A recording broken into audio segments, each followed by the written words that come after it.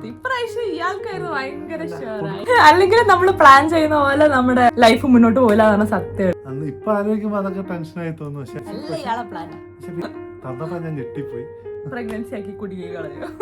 അപ്പൊ നമ്മുടെ pregnancy reveal video എടുത്ത് കഴിഞ്ഞ പാടെയാണ് ഞാൻ ആലോചിച്ചത്, ഞാൻ അതിൽ പറഞ്ഞത് മൊത്തം ആൾക്ക് എന്താ വീഡിയോ എന്ന് അറിയില്ല, അതാണ് അന്ന് വിട്ടിരിക്കുന്നത്. ഞാൻ അതിൽ കാര്യങ്ങൾ പറഞ്ഞത് മൊത്തം എൻ്റെ എക്സ്പീരിയൻസ് ആയിരുന്നു. ലൈക്ക് എനിക്ക് എങ്ങനെ ഫീൽ ചെയ്തു, എനിക്ക് എന്തൊക്കെ കാര്യങ്ങളായിരുന്നു എന്നുള്ളത്. അപ്പോഴേ ഞാൻ ആലോചിച്ചു ഇയാൾക്ക് ഒരു ഗ്യാപ്പ് കിട്ടിയിട്ടില്ല എക്സ്പീരിയൻസ് പറയാൻ. അപ്പൊ പറയൂ, എങ്ങനെയായിരുന്നു ഫസ്റ്റ് മുതലുള്ള ഇയാളുടെ എക്സ്പീരിയൻസ്? ദുബായി പോകുമ്പോ ഞാൻ 2-3 വട്ടം പറഞ്ഞിരുന്നു, എനിക്ക് എന്റെ ഉള്ളിലുണ്ടായിരുന്നു ആവുന്നു.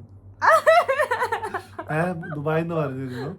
ഇവിടെ വന്നപ്പോ ഞാൻ തന്നെയാണ് കൊണ്ട കൊടുത്ത് പറഞ്ഞ് ചെക്ക് ചെയ്യും. ചതിച്ചത് തന്നെ. എന്റെ ലൈഫിൽ കുറെ പ്ലാൻസ് ആയിട്ട് ഇയാളോട് ഞാൻ എപ്പോ എന്റെ പ്ലാൻസ് ഞാൻ പറഞ്ഞിട്ടുണ്ടോ അപ്പൊ എന്നെ പ്രഗ്നൻസി ആക്കി കുടുങ്ങി കളയോ. എന്റെ 30th ഏജ് വരെയുള്ള പ്ലാൻ മൊത്തം ഞാൻ ഇയാളോട് പറഞ്ഞിരുന്നു, അയാളെ പറഞ്ഞതല്ല. അപ്പൊ എന്നെ ആ പ്ലാൻ മൊത്തം മാറ്റി മറിച്ച്. അല്ലെങ്കിൽ നമ്മൾ പ്ലാൻ ചെയ്യുന്ന പോലെ നമ്മുടെ ലൈഫ് മുന്നോട്ട് പോകില്ല എന്നാണ് സത്യമാണ്. കാരണം ഗോഡിന് ബിഗ്ഗർ പ്ലാൻസ് ഉണ്ടാവും നമ്മുടെ കാര്യത്തിൽ എന്ന് പറയുന്നത് സത്യമാണ്. ഞാൻ ഇതുവരെ ഞാൻ പ്ലാൻ ചെയ്ത പോലെ ലൈഫ് പോയിട്ടില്ല. യെസ്. എന്നിട്ട് ദുബായിലെത്തിയപ്പോ ആകെ ക്ഷീണം ഉണ്ടായിരുന്നു. പക്ഷെ നമ്മള് കറങ്ങിയപ്പൊക്കെ ആളെ കൂടെ ഉണ്ടായിരുന്നു, ബ്ലൂസ് എടുക്കുന്നുണ്ടായിരുന്നു, അങ്ങനെ എല്ലാം ഉണ്ടായിരുന്നു. ഇടയ്ക്ക് ഭക്ഷണം കഴിക്കുമ്പോ ആ ദുബായ് വ്ളോഗിലൊക്കെ കണ്ടാൽ മനസ്സിലാവും ഭക്ഷണമൊക്കെ കഴിക്കുന്നുണ്ട്, എല്ലാം കഴിക്കലുണ്ടായിരുന്നു. വെയില് മിറാക്കൾ ഗാർഡനിലൊക്കെ വെയിലത്ത് ഇറങ്ങിയിരുന്നു. അവിടെന്നും. പക്ഷെ ഞാനൊരു സമയത്ത് ഇപ്പൊ ഞാനൊരു സ്ഥലത്ത് ഇരുന്നു. ഞാൻ എന്നിട്ട് ഞാൻ പറഞ്ഞു നിങ്ങൾ പോയി കറങ്ങിയിട്ട് വാ, എനിക്ക് വയ്യ.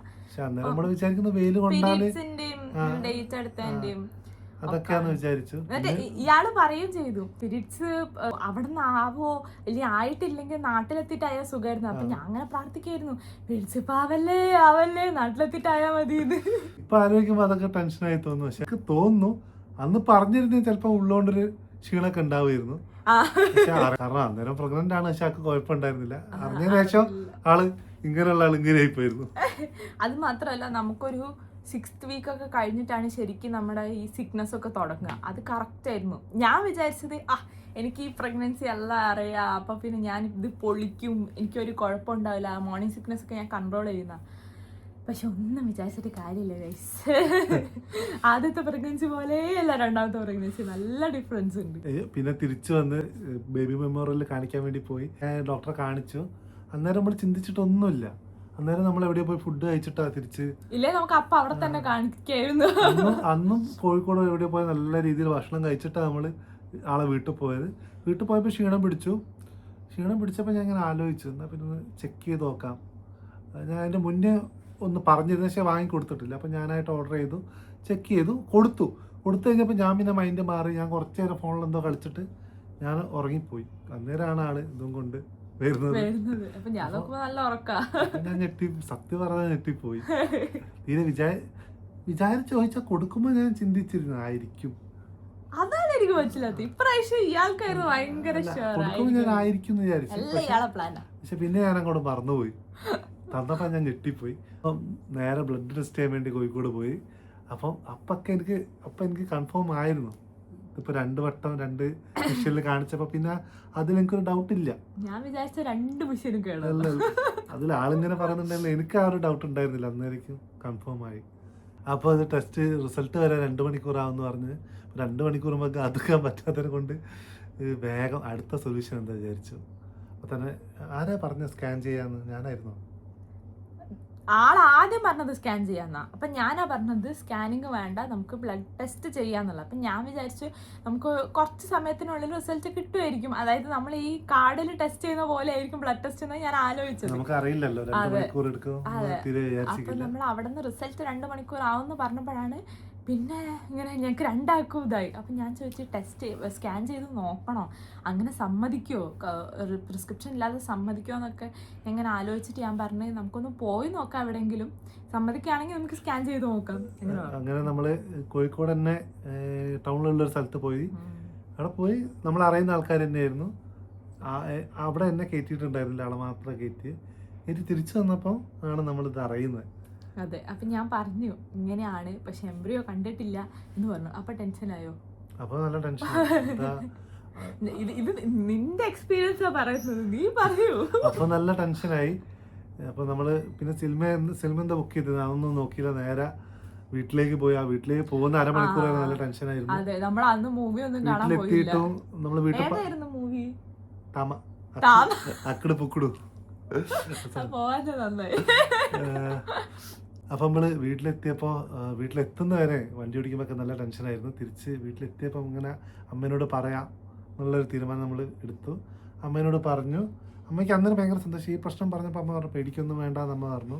അപ്പോൾ ഉള്ളിൽ അത് പറഞ്ഞപ്പോൾ ഒരു സമാധാനം ഉണ്ടെങ്കിൽ ടെൻഷൻ നല്ലോണം ഉണ്ടായിരുന്നു. ആ 2 ആഴ്ച ആ ടെൻഷൻ കംപ്ലീറ്റ് ആയിട്ട് ഉണ്ടായിരുന്നു. നമ്മൾ അന്നേരം ഇതൊക്കെ സെർച്ച് ചെയ്തുകൊണ്ടിരിക്കുന്നു ഓരോന്നും. അതിന്റെ ഇടയിൽ എനിക്ക് വരുന്ന സജഷൻസ് ഫുൾ മിസ്കാരേജിന്റെ വീഡിയോസ്. ഇയാളിതിങ്ങനെ പറയുമ്പോ എനിക്ക് ഭയങ്കര ടെൻഷനാവും. കാരണം നമ്മൾ തീരെ പ്രതീക്ഷിക്കാതെ നടന്നൊരു സംഭവമല്ലേ. അപ്പൊ നമുക്കത് ഭയങ്കര ഭയങ്കര ടെൻഷൻ. ഇങ്ങനെ ഓരോ മിസ്കാരേജ്, അത് ഈ ഒരു എംബ്രിയോ കാണാത്തത് കൊണ്ടും കൂടി എനിക്ക് ഭയങ്കര ടെൻഷൻ. അപ്പം ഞാൻ അതിനെക്കുറിച്ച് ഫുൾ ChatGPT നോക്കുന്നു, ഗൂഗിൾ നോക്കുന്നു, മറ്റേ യൂട്യൂബ് നോക്കുന്നു. അത് കഴിഞ്ഞിട്ടാണ് നമ്മൾ സെക്കൻഡ് മന്ത് സ്കാനിങ്ങിന് പോയത്. അത് ബബ്ലൂസിന്റെ സെക്കൻഡ് ഞാൻ ഉണ്ടായിരുന്നു. പക്ഷെ എനിക്ക് ഉള്ളിൽ കയറാൻ പറ്റിയിട്ടില്ല. അവരോട് ആദ്യം ഞാൻ പെർമിഷൻ ചോദിച്ചു. എന്ന് വെച്ചാൽ നമ്മള് 2-3 സ്ഥലത്ത് വിളിച്ചു ചോദിച്ചിട്ട് കയറുന്നെടുത്ത് പോയാൽ മതി എന്ന് വിചാരിച്ചിട്ട് അങ്ങനെയാണ് മൈക്രോ ലാബിൽ എത്തിയത്. അവര് ഓക്കെ ആയിരുന്നു. നല്ല കോർപ്പറേഷൻ ആയിരുന്നു. ശരിക്കും അങ്ങനെ കേട്ടണം. കാരണം നമുക്ക് ലൈഫിൽ കിട്ടുന്ന വൺസ് കിട്ടുന്ന എക്സ്പീരിയൻസ് ആണ് അതൊക്കെ. എന്ന് വെച്ചാൽ നമ്മൾ ആദ്യം കേട്ടിട്ടില്ല, ഈ കാണിക്കേണ്ട സമയത്ത് മാത്രം കേട്ടി. അതുകൊണ്ട് ഒരു കുഴപ്പം വരുന്നില്ലല്ലോ. ബാക്കിയുള്ള ലാബുകാരൊന്നും സമ്മതിച്ചിട്ടുണ്ടായിരുന്നില്ല. മൈക്രോ ലാബിന് എന്തായാലും താങ്ക്സ്. നമ്മൾ അവരോട് പറയതായിരുന്നു എന്തായാലും ഇനി ഇങ്ങനത്തെ എന്ത് കാര്യം ഉണ്ടെങ്കിലും ഇങ്ങോട്ടേ വരുള്ളൂ എന്ന് നമ്മൾ പറഞ്ഞിരുന്നു. അങ്ങനെ നമ്മൾ കണ്ടപ്പോൾ ഭയങ്കര ആ സമയത്ത് എൻ്റെ കണ്ണ് നിറഞ്ഞു പോയിരുന്നു സ്ക്രീനിൽ കണ്ടപ്പോൾ. അതൊരു അപ്പൊ അങ്ങനെ കുഞ്ഞിനെ കണ്ടപ്പോൾ ഭയങ്കര ഒരു ഫീലായിരുന്നു. ബബ്ലൂസിന്റെ അങ്ങനെ കാണാൻ പറ്റിയില്ലല്ലോ. ഇത് കണ്ടപ്പോൾ ഭയങ്കര സന്തോഷമായിരുന്നു. ആൾക്ക് ജോലിയും കൂടി ഉണ്ടായിരുന്നു. അതുകൊണ്ട് എനിക്ക് എല്ലാ സ്കാനിങ്ങിനൊന്നും വരാൻ പറ്റില്ലായിരുന്നു. കാരണം ടൈമിംഗ് ഒക്കെ അങ്ങനെയായിരുന്നു. ഇപ്പം ജോലിയൊന്നും ഇല്ലല്ലോ. ഒരു മാസം കഴിഞ്ഞിട്ടല്ലോ അടുത്ത സ്കാനിങ്. അപ്പൊ അത് ആ സ്കാനിങ്ങില് പിന്നെ ഇങ്ങനെ കാണാൻ വേണ്ടിയുള്ള വെയിറ്റിംഗ് ആയിരുന്നു. എന്നുവെച്ചാൽ കുറച്ചും കൂടി വലുതായിട്ട് കാണാലോ. പിന്നെ ഭയങ്കര സന്തോഷമായിരുന്നു. ഒരു പ്രത്യേക നമ്മള് കുറച്ച് സമയം ആളെ പൊസിഷൻ ഒന്ന് റെഡി ആവാൻ വേണ്ടി കുറച്ച് സമയം കളിച്ചു. പക്ഷെ അതിനുശേഷം ഇടയ്ക്കിടയ്ക്ക് എന്തോ സാധനം എടുക്കാൻ വേണ്ടിയൊക്കെ എന്നോട് പോകാൻ പറഞ്ഞപ്പോ ഞാൻ പറഞ്ഞു ഞാൻ പോകൂല. പോകുന്ന സമയത്താണ് വീട്ടിലേക്ക് പോവാൻ റിസൾട്ട് എടുക്കാൻ വേണ്ടി ഫസ്റ്റ് സ്കാനിങ് റിസൾട്ട് എടുക്കാൻ വേണ്ടിട്ട് ചെല്ലോന്ന് ചോദിച്ചപ്പോ പറഞ്ഞു ഞാൻ എങ്ങോട്ടും പോവില്ല, ഞാൻ കുഞ്ഞിനെ കണ്ടിട്ടേ പോവുള്ളൂ. ആ ഗ്യാപ്പിലാണ് വല്ല കേറുന്നെങ്കിലും മിസ്സാവില്ല വെച്ചിട്ട് ഞാൻ പോയില്ല. അങ്ങനെയായിരുന്നു. അങ്ങനെ കണ്ട് കുഞ്ഞിന്റെ തല കണ്ടു, കുമ്പ കണ്ടു, കാല് കണ്ടു, പിന്നെ കൈ ഇങ്ങനെ വെച്ചിരിക്കുകയാണ്. അങ്ങനെ കൈ കണ്ടു. അപ്പൊ സന്തോഷം, ഭയങ്കര സന്തോഷമായി. അപ്പൊ ബബ്ലൂസ് റെഡിയാണ്, കുഞ്ഞുമാവയ്ക്ക് വേണ്ടി വെയിറ്റിംഗ് ആണ്. അപ്പൊ 3 പേരും വെയിറ്റിംഗ് ആണ് കുഞ്ഞുമാവയ്ക്ക്. ഇനി നമ്മുടെ ഫ്രണ്ട്സിനോടും ഫാമിലിനോടൊക്കെ പറഞ്ഞ റിയാക്ഷൻ അത് വിടാം. എങ്ങനെയായിരുന്നു അവരുടെ റിയാക്ഷൻ എന്നുള്ളത് എല്ലാം നമ്മൾ എടുത്തു വെച്ചിട്ടുണ്ട്. അപ്പോൾ ഒരു 3rd മന്തിന് ശേഷമാണ് ഇപ്പം നമ്മൾ വീഡിയോ എടുക്കുന്നത്. അപ്പം എന്തായാലും എല്ലാവർക്കും ഇഷ്ടമാവുമെന്ന് വിചാരിക്കുന്നു. അപ്പം അടുത്തൊരു വീഡിയോയിൽ കാണുന്നവരെ എല്ലാവരും സേഫ് ആയിരിക്കുക, ഹാപ്പി ആയിരിക്കുക. ബൈ.